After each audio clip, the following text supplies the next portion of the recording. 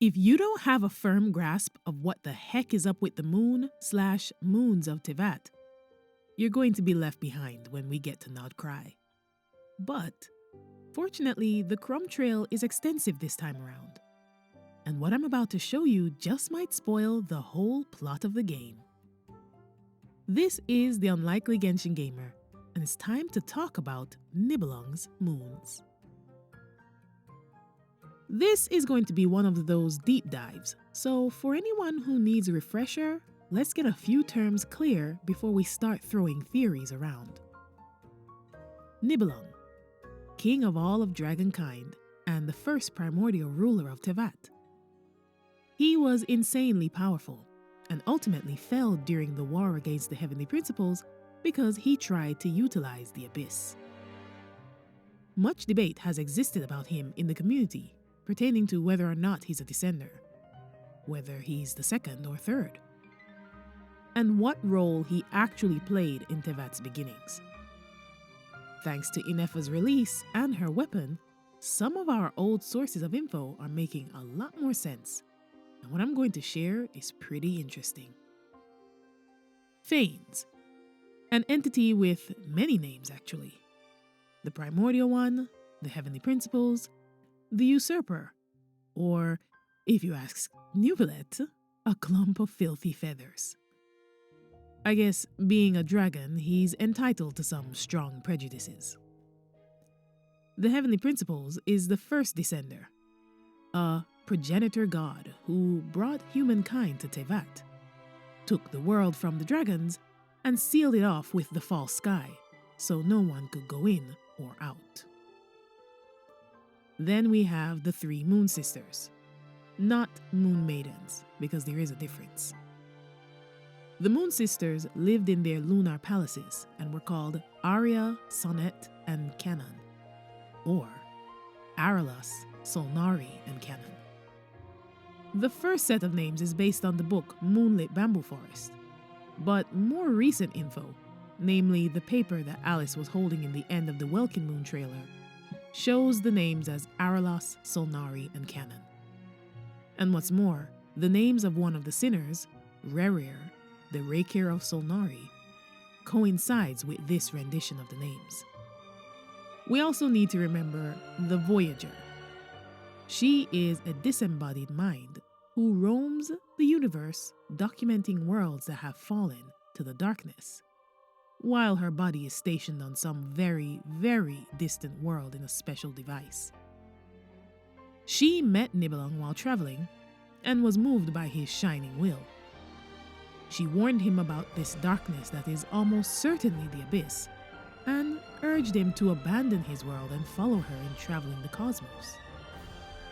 Fully functional Seelies, as in angels, are what are Moon Maidens. And interestingly, it seems there can be moon men as well. In the description of Skirk's weapon, Azure Light, a fallen moon envoy, as we'll collectively call them, addresses their fellows, saying, "Brothers, sisters, you who have submitted to the primordial master, let me tell of the truth I have witnessed." This is quite intriguing and has me taking another look at Venti's true identity. If you want to research all this yourself, I'll try to leave the links of my sources in the description, or at least the name, so you can look it up at the wiki. By the way, shout out to the folks at the Genshin wiki who keep the archives up to date, almost without fail. So those of us who can't acquire some of these items, or need to read over World Quest dialogue 50 times over the years, can do so freely. They also make some interesting connections as well. The lore community would be lost without their hard work. Now, speaking of research, let's begin our investigation in the abandoned city of Enkanomiya. Back to where our knowledge of the dragons and the Primordial One actually begins. Before Sun and Moon, the book that just keeps on giving. Funny, I now have a new appreciation for that name. In the Songs of the Welkin Moon video, When Nicole mentioned the origins of the moons, she said that the primordial being that created those moons was not heard from again until the funerary year. That term is only found in that book. That's the year of the second who came, when the second throne of heaven came to do war with the god of humanity, the Primordial One. So I went back to the book. And that statement from her made a lot of things suddenly click into place. Now we have a timeline, and it makes sense. So, let me tell you a story of the moons and a dragon. In the absolute beginning, in a far-off corner of the galaxy, a world was born and a primordial being with it. That world was Teyvat, and the primordial being was Nibelung. He ruled over dragonkind, the Vishaps, and had appointed the dragon sovereigns, rulers of their element, to govern the various elemental realms or regions. But one day, a mysterious Voyager, a traveling will, disconnected from her body that was stationed in some sort of construct light years away, was awoken from her thousands of years of meditation by the astonishing power of this Dragon King's will. She was a documenter of worlds, one who traveled and recorded the end of countless worlds that had fallen to the inevitable darkness. But there was something irresistible about the brightness of Nibelung. She visited the dragon, warning him of the darkness that comes for all worlds, without fail, and urged him to leave Teyvat, unbind himself from the fate of a stationary world, and instead travel with her. Nibelung thanked her for her words of caution, but assured her that if such a tide were to come, he would be the bulwark that protected his world, and that eventually he would lead his people onward to the stars. But something interesting did happen.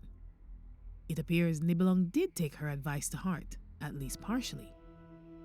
Nibelung decided to cause 3 moons to rise from the world and take their positions in the sky orbiting the planet. The 3 moon sisters, Aria, Sonnet, and Canon, or if you like, Aralos, Solnari, and Canon. It's very likely that the Voyager was present for this event, because when she came back to check on him again, years later, and found him missing, she noted that the moons were under someone else's control now. What's more, Ineffa's weapon, Fractured Halo, says that he made the moons to govern the cycles of the world in his stead. Nibelung was preparing for a trip for some reason, possibly to look for a defense against this darkness she mentioned. But it's very important to note that this was before the usurper came to Teyvat at all. After Nibelung set up the moons and left, the dragon sovereigns across the world eventually began to abuse their freedom, and it is said that a shadow entered the world. For some reason, the moons grew silent in their oversight, and at one point, Shirkotul, the Pyro Sovereign, went up to the palaces of the 3 moons with 11th Lord, one of the AI dragons he had designed, to try picking up on Nibelung's trail, to find out where their lord had gone. But when that didn't work, he tried to petition the moons to get the other dragon sovereigns in check, who were wrecking the world to pieces. But the moons didn't answer, either because they wouldn't or couldn't. Eventually, a new traveler, a usurper with a will powerful enough to reshape the world, came to Teyvat with an ark of humans that he wanted to place on the world. I think it's safe to say that this ark that is mentioned in the book is a spaceship, and the Dragon Lords confirm that humankind was absolutely brought to this world by the usurper. So, the usurper came and by unknown means was able to gain the power of the moons. As it's said, they gained possession of the vows upon which the 3 caused the world to turn. The dragons believe the moons betrayed them and consciously decided to serve a new master. But we aren't sure yet. We do know they were conscious based on the old book from Liyue, but perhaps they were blackmailed. The Enkanomiya book implies this exchange of power was a specific event that took place, calling it the Held Branches, and it sounds suspiciously like a mutual agreement. The dates are given in terms of how many years after the Held Branches is it that a notable event happened. For 40 years after the Held Branches, the Primordial One waged war with the Dragon Sovereigns and won, either killing or imprisoning them and banished their subjects, the Vishaps. Shiakoto, for example, was trapped in a frozen sea of lava, and Ajdaha was sealed in bedrock. Then, the Primordial One got to work reshaping the entire world from the ground up. 400 years after the Held Branches, that project was complete, and then it is said that the year of the Ark's opening came, and the first humans took up residence in the world, coming from the possible spaceship. And for all this time, Nibelung is still away. He's gone up until the funerary year, according to Nicole and the book. Since that's an eventful year, let me slow down and go in more detail about that. Here enters the Moon Maidens and Sisters as center stage of the story. The Moon Sisters refer to the three wills that Nibelung made, but below them, and yet still more powerful than both the humans and the gods below, were the Moon People, angels like the Lord of the Night in Natlan, envoys of the moons who carried the will of the moons to those on earth. And we can be pretty certain, because of these ancient paintings and the Sealy courts that have been protected from the elements, that they had wings, like Venti. If moon men can be a thing, I'm not ruling out Venti at all. Anyway, one of the most well-known of the Moon Maidens described herself this way. I am a spirit created at the beginning. I am a flickering illusion. I am the shimmering light that flows from the eyes of the Creator. And isn't that interesting? The shimmering light that flows from the eyes of the Creator. Remember that moonlight is a reflection of whatever sun is the true source of that light. In fact, the frescoes in Surumi Island from version 2.2 point this out. Now, I can't claim credit for these translations because I have no such talent. But 4 years ago, these geniuses over in the Genshin lore subreddit deciphered an astonishing message in the murals under Surumi Island, and they corroborate a lot of what we are now learning. We girls and boys are subjects of the moons. Moon, let the chaste boys and girls sing. You all powerful are called Triviae and Lunae by your fake lights. Wisdom is hidden in the star fragments. Here silently smoldering remains. Heaven is not to be watched. You can check out the link to their post in the description for more info because it's really interesting. So, for Nabu Malikata, a moon maiden, to describe herself in this way, as a light that flows from the Creator, is very telling. That quote, by the way, is in the Sumeru book, Scroll of Streaming Song. These moon spirits would traverse the world, sharing their wisdom and guidance with the inhabitants even before the usurper took over, it seems. But when the funerary year came, boy was it a bad year for the world of Teyvat, including the moon envoys. According to Nabu Malikata, her race was cursed during the same time that a terrible war broke out across the world. A war that ravaged the planet so hard it nearly fell apart, and that war also featured the divine nails. So it sounds like the same war when Hyperborea was destroyed, and when Nibelung came back. Again, the funerary year. This is what happened. The Voyager came to visit the Dragon King again after all these years to see how he and his world were getting on.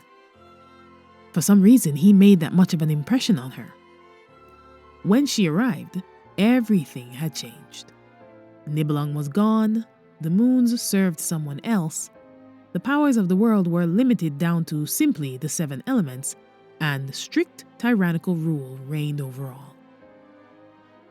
Because she was curious, of course, even though it was against her code of conduct, she installed herself, a disconnected mind, remember, inside of a boy in that mighty city of Hyperborea, and observed to see how things might play out. Eventually, that young man began to guide those priests of Hyperborea towards another more heretical line of thought about heaven's rule. And eventually, after falling in love with the chief of the Moon Maidens, the first angel, he expounded the secrets of the world to her. The union of the two was witnessed by the 3 Moon Sisters. And, apparently, exactly 30 days later, Nibelung, the second throne of heaven, came down, clothed with the abyss and fury. The moons were destroyed in that conflict, though how this happened remains a mystery. Apparently, no one who knows for sure if they had deliberately betrayed the dragons survived that war to tell the tale. Some sources say that 2 of the moons, the eternal and iridescent ones, killed one another for some reason, and that the last one, the frost moon, was so overcome with grief that she never left her lunar palace again. There is also a hint that they may have been hiding a 4th dead moon already. But we just don't know for sure yet. What we do know is that 2 moons shattered and the 3rd stopped turning altogether. Also, during that year, Nibelung had the pyro dragon Shiakoto stop his dragon lords from continuing their experiments with moon forging, for they had begun to believe this to be their only path forward. And he himself waged a devastating war with the Primordial One. At the same time, the Seelis race was punished for their heresy in seeking out the secrets that had been hid from them. All but a few lost their minds, becoming the wispy husks that we see today, and they were cursed to never know love again. A few escaped utter destruction, like Nabu Malikata, the Lord of the Night, Sibylla of Remuria, the mysterious maiden who sang to ancient Boreas in Mondstadt, and a golden-eyed Adeptus in Liyue. But the first angel and the Voyager boy in particular were separated as they tried to flee and stripped of their memories. Hyperborea was destroyed, and Nibelung's abyss contamination ran rampant everywhere, infecting the dragons and marring the land, even while delivering secrets to how it really worked. The divine nails were hammered down, and when the dust finally settled, Nibelung was dead, and Canomia, which I believe is a part of the ancient northern city of Hyperborea, fell into the Dark Sea. And the Primordial One, with the help of someone else, made the Gnosis to lock down the powers of the world properly, now that he was so badly damaged from the fight. This helper, or facilitator, was the mysterious 3rd Descender. Because it's so hard to tell which peoples are the Fatui labeling as Descenders, it's not easy to pin this 3rd Descender down. Is the Voyager one or not? Because she was hidden in another body. If she were, that would make her 2nd after the Primordial One. But if not, then is it Nibelung? Nibelung was described by Kukulkan, the Pyro Regent, as descending down during that war, bringing the abyss with him. So he's likely considered a descender too. But we're not sure because he is originally from the planet. But do the Fatui know that? The Traveler is said to be the 4th Descender, and yet not the sibling who is actively trying to change the course of history and is an alien. So this system has its flaws. As of now, we have to say that we really don't know who the 3rd Descender is. But if the Fatui, which is who have come up with this definition, believe it to be Nibelung, who is the most original being there ever was on this planet, then it proves that the secret about who the true ruler of Teyvat is still completely hidden from everyone who the dragons or moon envoys haven't told. Overall, it's pretty obvious that the definition of descender, especially because of what's going on with the traveler's sibling, hasn't been made clear yet. But whoever this third person is who made their presence felt on the planet, their body was used to create a system to cage the dragon's power and combine it with the altered moon power, creating a system of membership for the chosen gods who emerged from the Archon War victorious. Visions were a system to then keep track of the humans and to have the Archons share their power. But this power is only part of what it means to truly harness the elements. The root of the power lies with the moons, and that right there, the concept of visions, moonwheels, the reflected light of the moon, and oddly enough, the reflection of objects in the water, brings me to why everyone wants the last remaining moon so badly, or, barring that, the creation of a brand new one. Let's continue along on our investigative journey and make a stop in Sumeru. Timestamp version 3.6. Rene's investigation notes and the artifact files about the special power of the Mistress of Flowers, Sumeru's Moon Maiden. You may remember that Rene was the child prodigy from Fontaine who grew up to be the infamous Narcissan Cruz. While he was in Sumeru with his adoptive father and brother, he did some deep digging into the Conrian and Sumerian ruins in the area and learned his incredible world formula. His notes describe a power in Sumeru called Kavrina. The Mistress of Flowers once gifted her friend, the Dendro Archon, some of her power as a wonderful birthday gift during the first Sub-Zero's festival. A power she called Kavrina. This force would become instrumental in the fight against the Abyss hundreds of years later. Kavrina is very different from normal elemental power because it's a higher level power, a power with a will.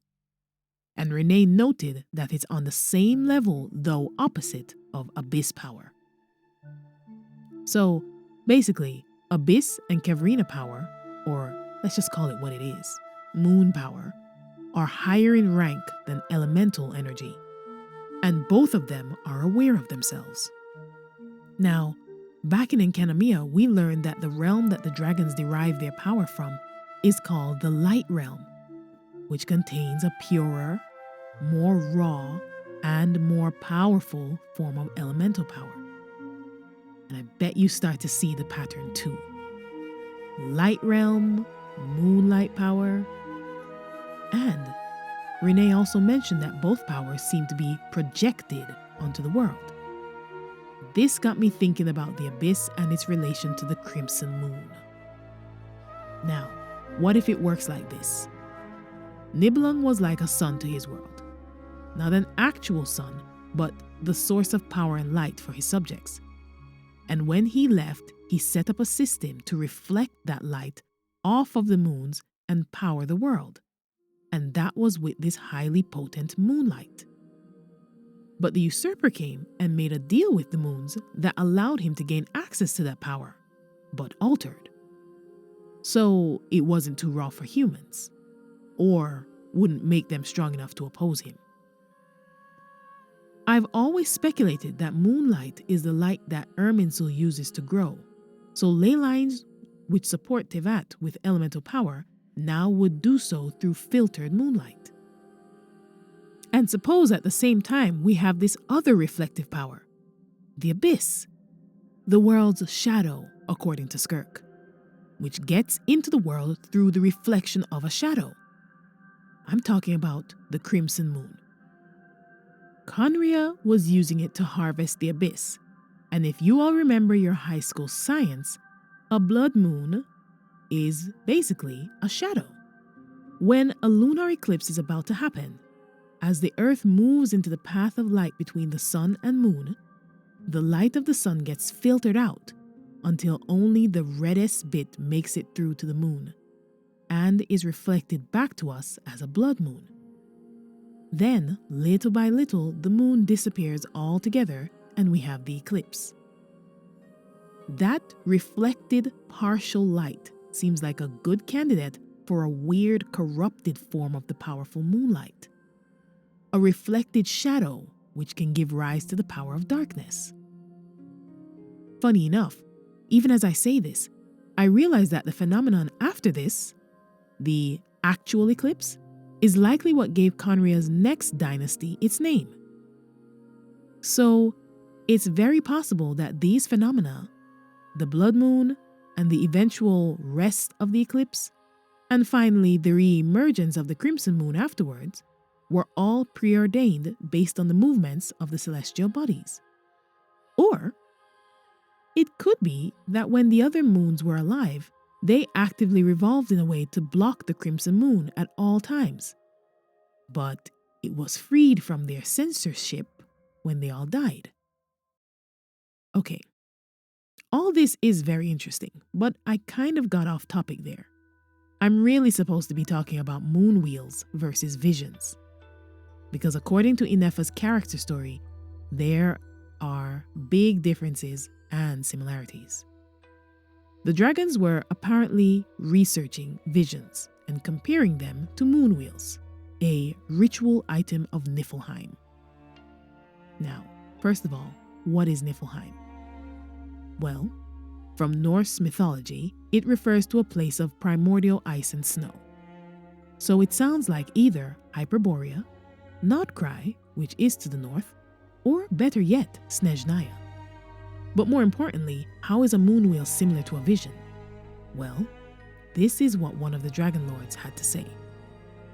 I managed to acquire a working moonwheel, one of Niflheim's ritual items, or to be more accurate, a plaything given by the traitors to their human followers, allowing them to communicate. Much like the wisdom conferred by our sovereign, the moonwheel relies on a purer form of power, and not elemental energy, tainted as it is by the usurper. Further experimentation has verified the Third Lord's hypothesis. Just as with the ritual items of the North, this vision is formed from the stuff of the soul. Theoretically speaking, is fixed through wishes, thereby borrowing to call forth elemental power. I would hazard that those missing words have something to do with people's life force. Apparently, moonwheels and visions alike are intricately intertwined with souls. We learned in the Inazuma arc that most people will suffer great mental problems if their vision is taken from them. And we know that overusing elemental energy is a thing. If you draw from your vision too long or too much, you can become very tired and weak, like in Navia's story quest. And of course, when you die, the light in it goes out. Or, under very special circumstances, you can illuminate two at once, like Kazuha. But on top of all of that, moonwheels differ in that they resonate with a purer energy source. And what I'm thinking is that that could be the equivalent of the Kavrina that Nabu Malikata was using. That's why the lunar reactions we are learning about are simply more powerful than normal reactions in the game. So, that means folks with a moonwheel are capable of channeling higher power and may be paying a higher price. Now, you all may have noticed that all these reactions are linked to hydro or water. And I was thinking about that for a while when I suddenly remembered what Columbina said about the reflection of things in the water. And then a few more references came to mind. The Heart of Clear Springs book in Mondstadt mentions that Oceanids are the faceless descendants of the angels. Could that mean Egeria was a Seelie? And they can receive intelligence by gazing at the reflection of the moon in the water. Columbina said that in the water, the future mirrors the past, and the veil of lies is slipping. Could this mean that only by reacting through water can the elements, with the help of a moonwheel, connect with true light realm power? How does Columbina know this? If she's a moon maiden, then where has she been? Why is she with the Fatui, and just how much does she know? And since the Welkin moon event tells us that a new moon is set to rise, does that mean someone is going to succeed in the project of moon forging? Or is there a tremendous secret hiding in the giant Fatui headquarters in Nodkrai? I know this video may have been confusing for some of you. It was more an investigative journey than an explainer.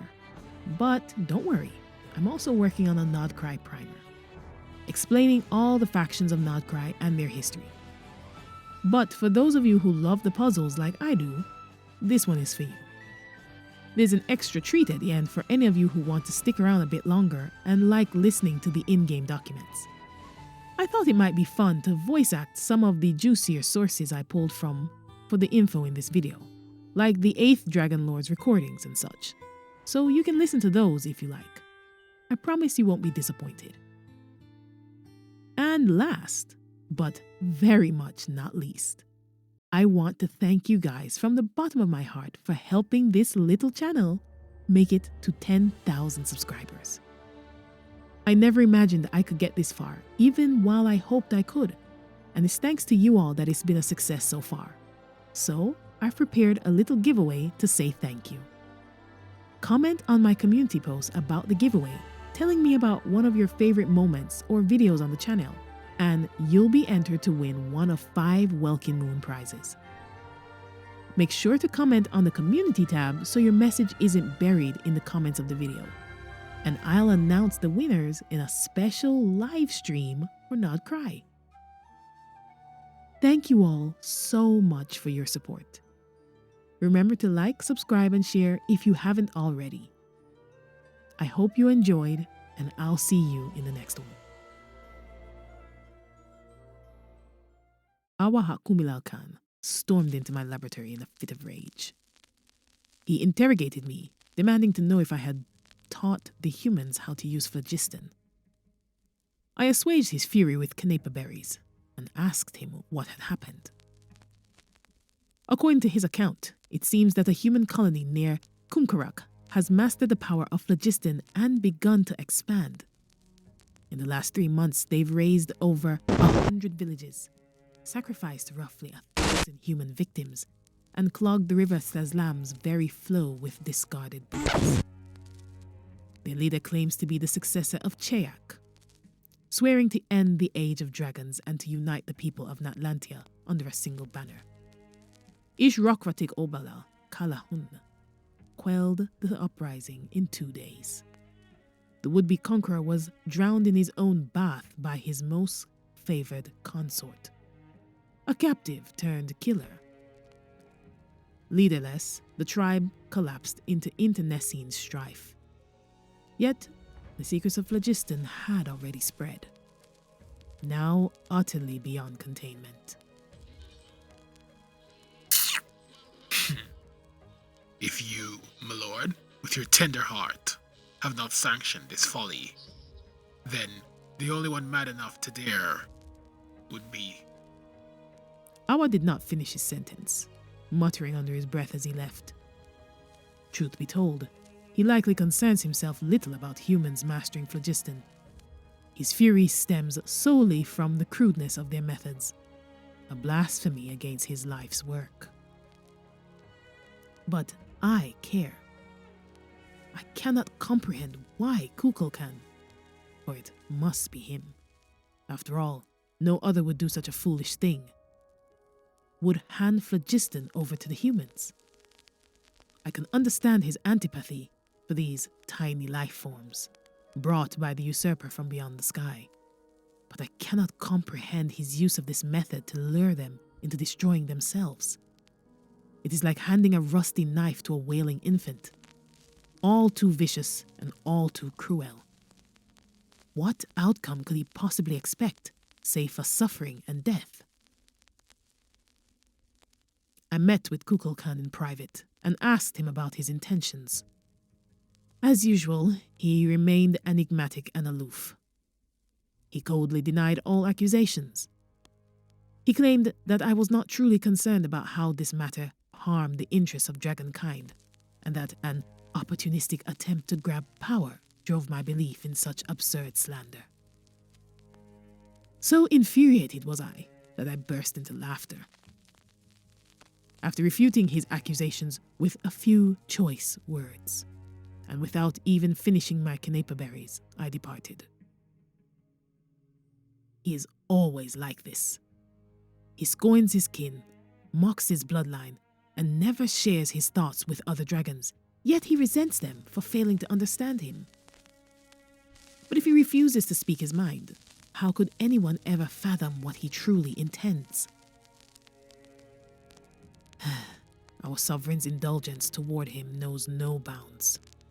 So much so that he can no longer distinguish right from wrong. Whether his actions were just or misguided, the sovereign would always respond with gentle agreement. And precisely because of this, his unease only grows deeper. No matter which path he takes, he is always met with the same tender light, leaving him utterly lost as to which road he truly walks. In the end, his suspicions toward his kin are nothing but reflections of his self-doubt. I pity him.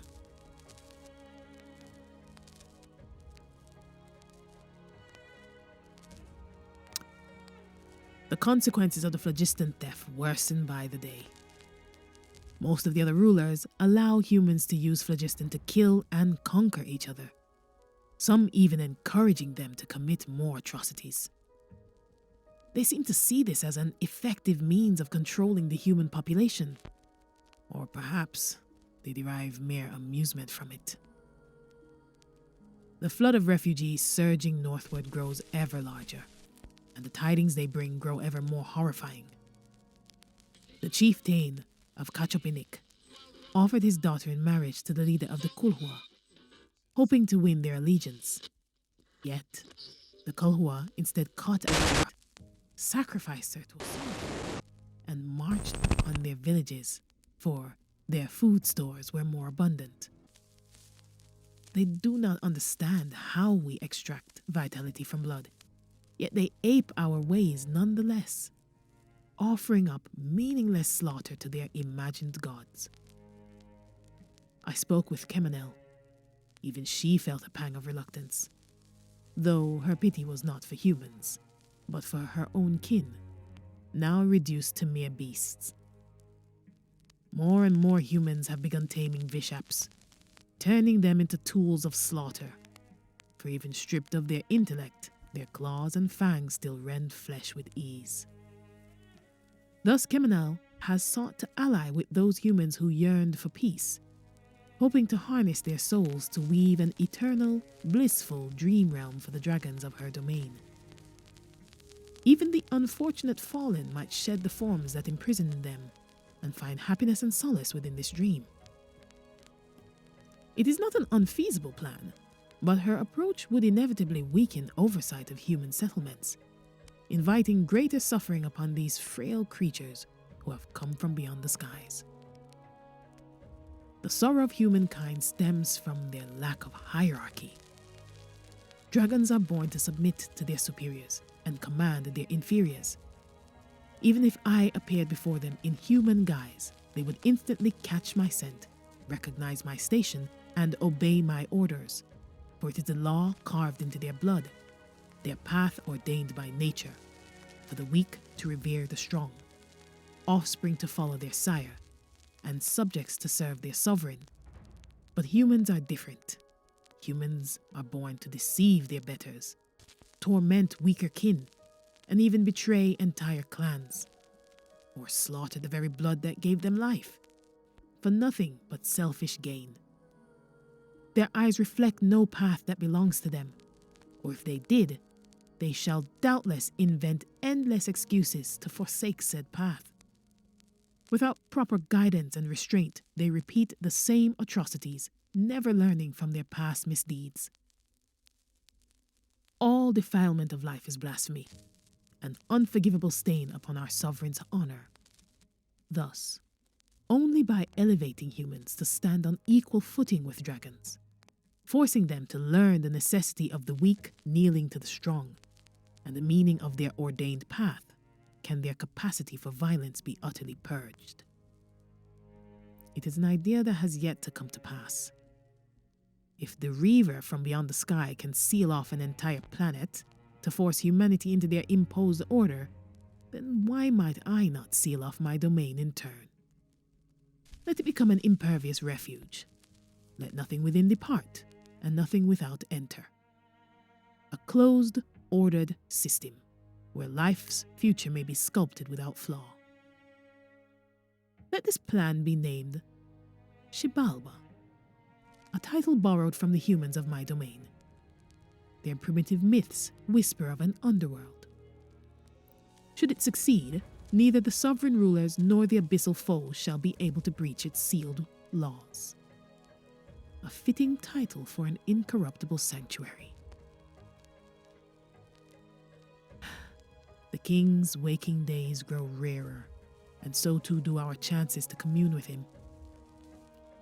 He approved Kemenel's plan, as well as my own. Like Kukulkan, I grow perplexed.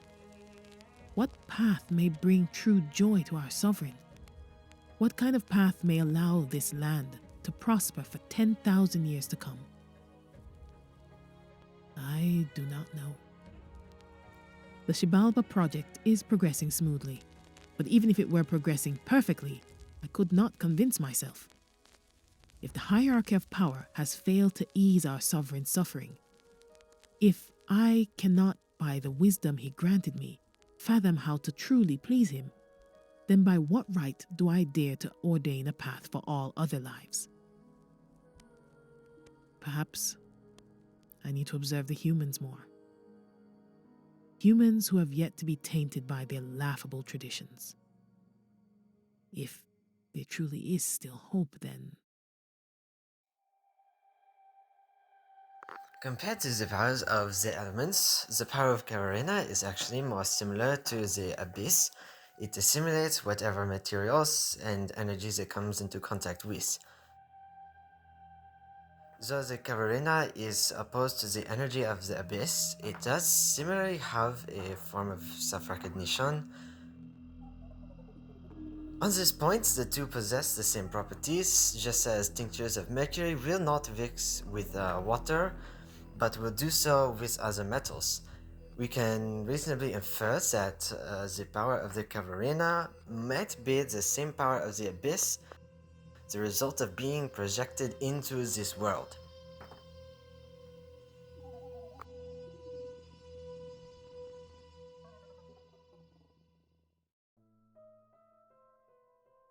That was an age unsung by even the most learned bards of today. Of the long-lived species of old, most were still wild beasts, chaos yet burning in their hearts. The claws of the ruler, who once held dominion over all, had long since threaded their way through the pale, drifting dust. The king who sought the world beyond set the moons aloft to govern the cycles in their stead. After her revival, she couldn't help but feel that her scattered memories of that time had been stripped of all insight, like soil that had turned to dust.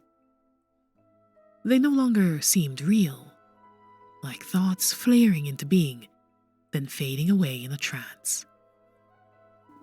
She had once followed the Master of Light and Flame to visit the moon-dwelling wills on their 3 lunar thrones of jade.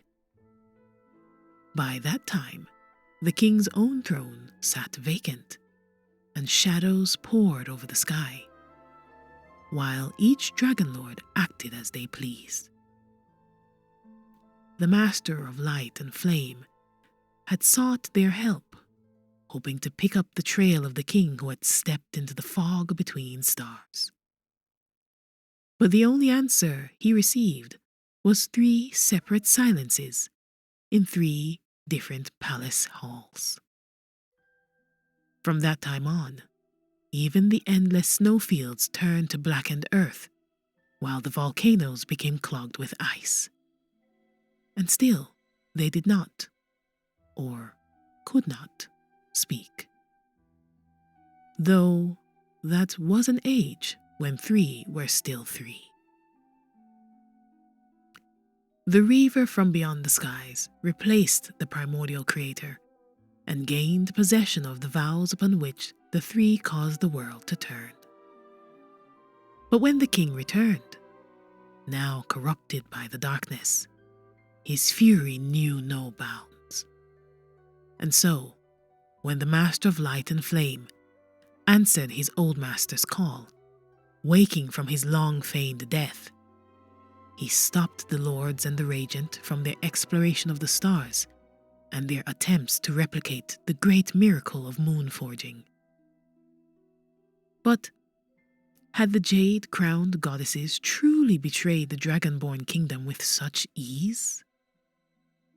Unfortunately, none who knew the answer would survive that war. These vague snapshots are all I can recall, she explained to the girl who had refashioned her body and forged her this weapon.